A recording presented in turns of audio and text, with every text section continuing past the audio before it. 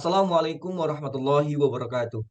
Keberhasilan bukanlah milik orang yang pintar, namun keberhasilan itu adalah milik mereka yang senantiasa berusaha. B.J. Habibie. Inilah presentasi dari kelompok kami tentang alat ukur pasang surut air laut. Mohon izin, saya Derby Brilian Adinara dengan NPT 41210030 dan rekan saya Rifki Dafaul Haq dengan NPT 41210045. Pada kesempatan kali ini akan membawakan sebuah materi tentang peralatan meteorologi maritim, yaitu alat ukur pasang surut air laut. Adapun topik pembahasan dari materi kita pada hari ini yaitu yang pertama, pengertian, yang kedua, program pengamatan, yang ketiga, tujuan pengukuran, yang keempat, alat ukur, yang kelima, instalasi dan perawatan, yang keenam, aplikasi. Pengertian pasang surut air laut. Definisi pasang surut air laut. Pasang surut air laut adalah peristiwa perubahan tinggi rendahnya permukaan laut yang dipengaruhi oleh gaya gravitasi benda-benda astronomi, terutama matahari dan bulan, gaya gravitasi bumi, dan gaya sentrifugal.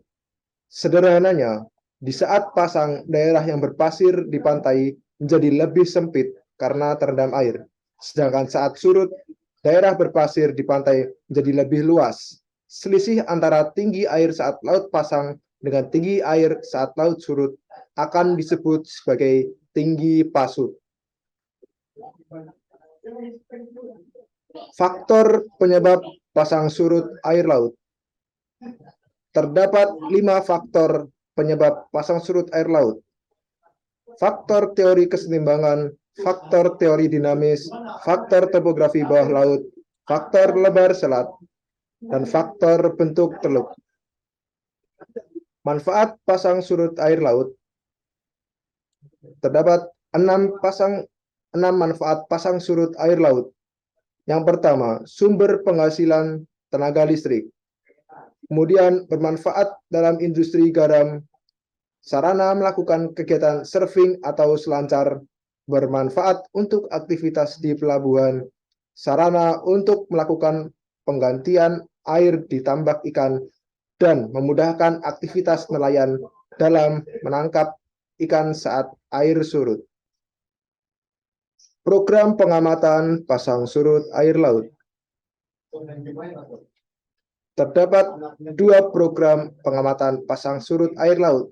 Yang pertama, the Global Sea Level Observing System atau GLOS adalah program internasional dilakukan di bawah naungan bersama Komisi Teknis Oceanografi dan Meteorologi Laut Dunia Organisasi Meteorologi atau WMO dan Komisi Oceanografi antar pemerintah. GLOS bertujuan untuk pembentukan tinggi jaringan permukaan laut global dan regional yang berkualitas untuk aplikasi pada iklim, oceanografi, dan penelitian permukaan laut pesisir. Program ini dikenal sebagai GLOS karena menyediakan data untuk menurunkan global level of the sea surface. Program yang kedua, Badan Informasi Geospasial atau BIG, Sistem Informasi Data Stasiun Pasang Surut Badan Informasi Geospasial merupakan layanan data secara online yang disajikan dalam bentuk grafik dan tabel yang disajikan dalam format waktu Coordinate Universal Time atau UTC. Hingga saat ini, Pusat Jaringan Kontrol Geodesi dan Geodinamika mengelola lebih dari 200 stasiun pasang surut di seluruh Indonesia.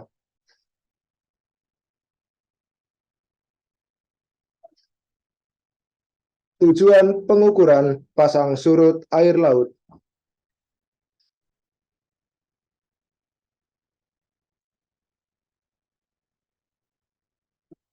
Dalam lingkup kerja BMKG, pada dasarnya tujuan dari diukurnya tinggi pasang surut air laut adalah yang pertama, untuk tujuan keamanan navigasi, kemudian studi polusi, analisis dan prediksi gelombang, studi kejadian ekstrim, seperti gelombang tinggi dan tsunami, dan secular change atau perubahan jangka lama.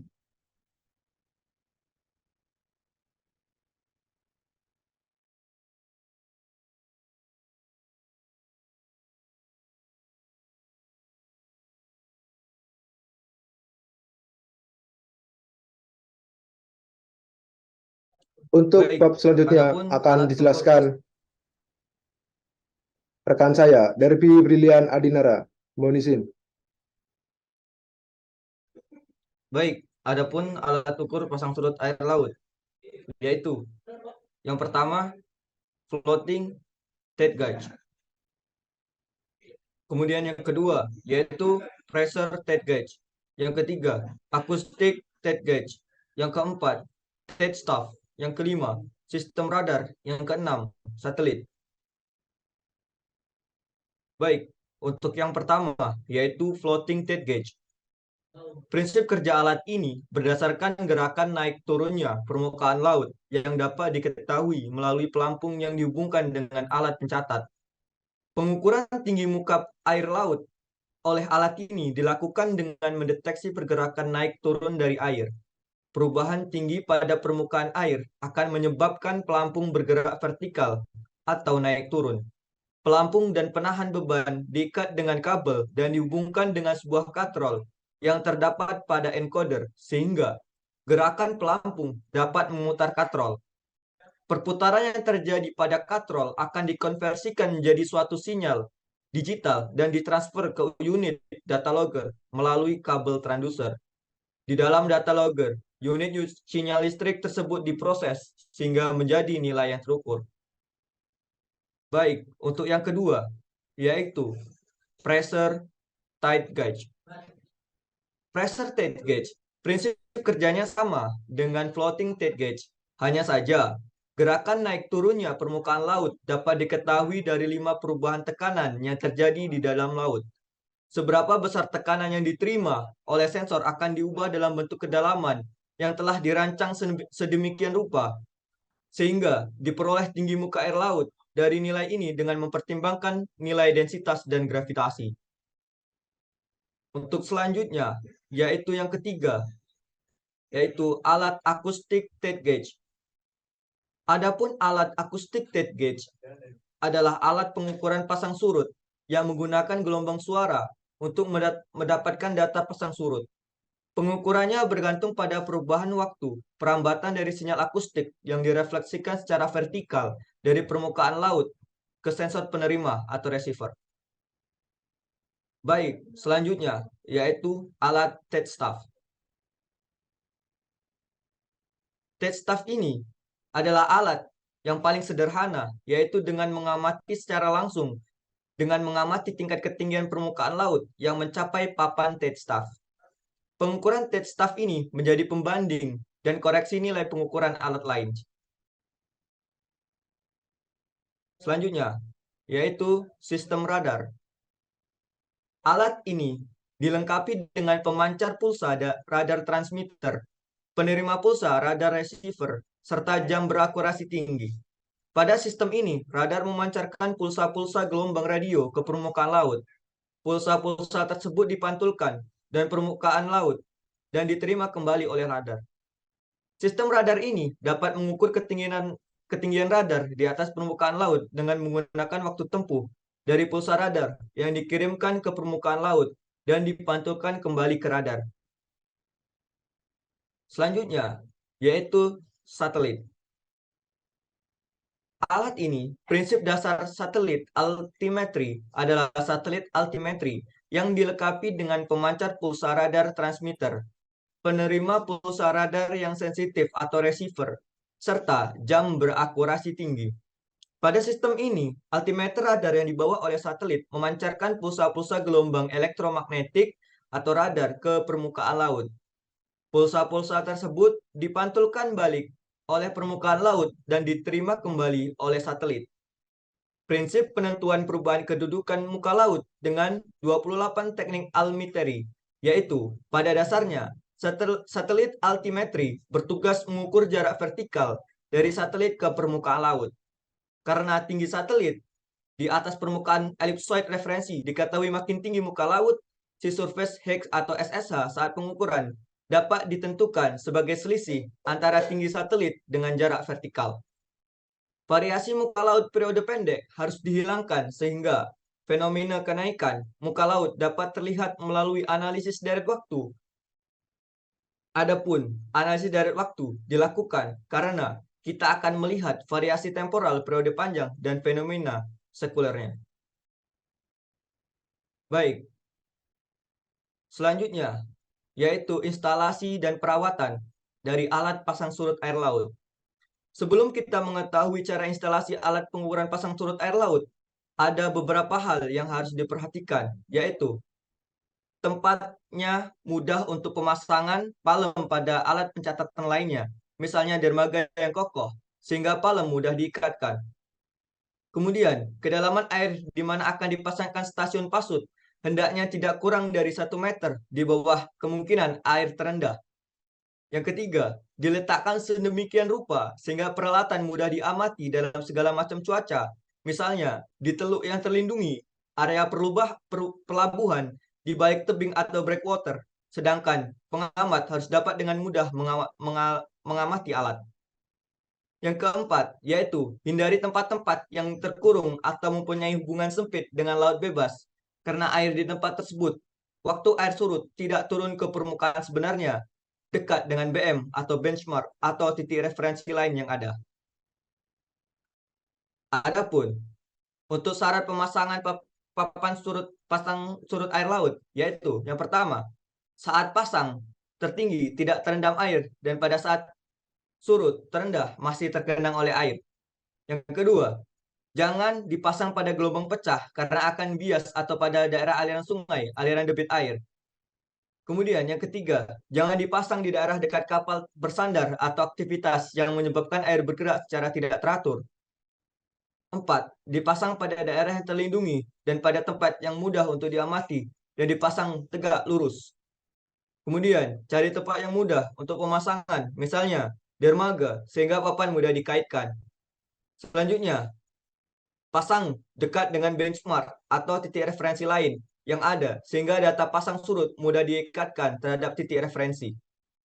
Yang terakhir yaitu tanah dan dasar laut atau sungai tempat didirikannya papan harus stabil, sehingga nantinya akan meminimalisir adanya perubahan deformasi dari laut itu sendiri. Kemudian, untuk pemasangan dari floating tail gauge, dipasang pada tempat yang tidak begitu besar, dipengaruhi oleh gerakan air laut, sehingga pelampung dapat bergerak secara vertikal dengan bebas.